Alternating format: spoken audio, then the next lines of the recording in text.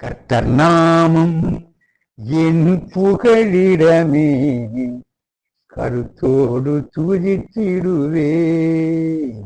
கர்த்தர் நாமம் என் புகழிடமே, கருத்தோடு துதித்திடுவேன். மேய்ப்பெரும் இரட்சகருமாக இயேசு கிறிஸ்து நாமத்திலே உங்களை சந்திக்க ஆண்டவராக இயேசு கிறிஸ்து எனக்கு தந்த அந்த வாய்ப்புக்காக உங்களுக்கு நன்றி கூறுகிறோம். பார்க்கிற அவர் கேட்கிற எல்லோரையும் ஆண்டவராக இயேசு கிறிஸ்து ஆசீர்வதிப்பாராக. இரண்டாவது வீடியோ, மூணாவது வீடியோ போடுறோம். கிறிஸ்துக்குள்ள இருக்கிற கிறிஸ்துவ மக்களாகிய உங்களுக்கு இன்னைக்கு தலைப்பு என்னன்னு சொன்னா, கிறிஸ்துவுக்கும் மாம்சத்துக்கும் ஒரு போராட்டம் உண்டு. அந்த போராட்டத்தில் ஜெயிக்கிறதுனா ஆவிதான் ஜெயிக்கும். பரிசுத்த ஆவியானவர் தான் ஜெயிப்பாரு. மாம்சம் வந்து ஜெயிக்கவே ஜெயிக்காது. இப்ப நம்ம பார்க்கலாம்.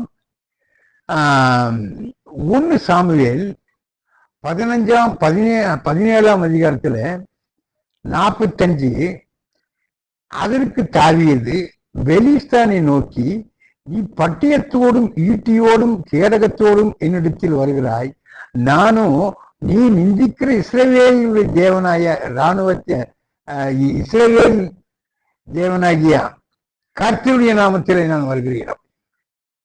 அல்லேலூயா. அப்போ கிறிஸ்தவங்களுக்கு எது பலம்னு சொன்னாக்கா பரிசுத்த ஆவியானவருடைய பலம்தான். அப்ப மாமிச போராட்டம், மாமிசக்காரனுக்கு என்ன இருக்கிறதுனாக்கா அது மாமிசம் இருக்கிறதுனால பார்க்கிறோம். இஸ்ரவேல் ஜனங்க யாரை நம்பி இருக்கிறாங்கன்னாக்கா ஆண்டவராக இயேசு கிறிஸ்துவை நம்பி.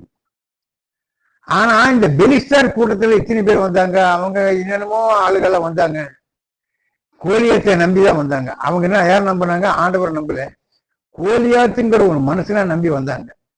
அவன் வானத்துக்கு பகுதி இருப்பான்னு சொல்றாங்க. அவன் எந்திரிச்சாக்கா அந்த அந்த அவனுக்கு நிகரான ஆளே இல்லை.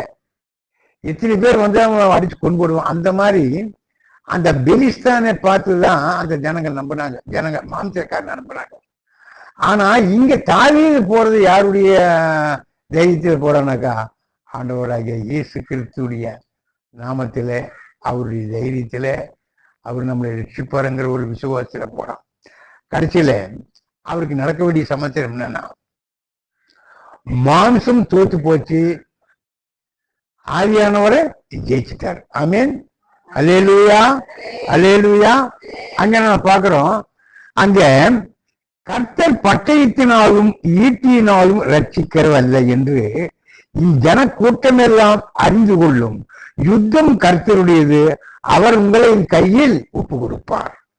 அப்போ மாமிசத்திற்கும் ஆவிக்கும் உள்ள போராட்டத்துல முதல்ல வந்து இந்த மாமிசம் ஜெயிக்கிற மாதிரி இருக்கும். ஆனா மாமிசம் ஜெயிக்காது.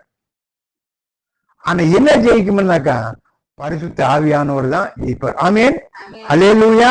அப்ப அவன் சொல்றான், யாரை நம்பி போறான்னா, நான் ஆண்டவரை நம்பி, நான் இயேசுநாதரை நம்பி நான் போறேன்.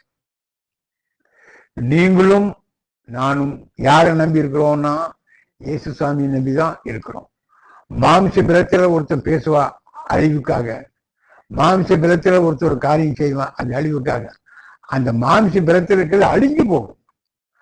ஆவியின் பலமோ நித்திய வாழ்க்கை நமக்கு கொடுக்கும். அல்லேலூயா.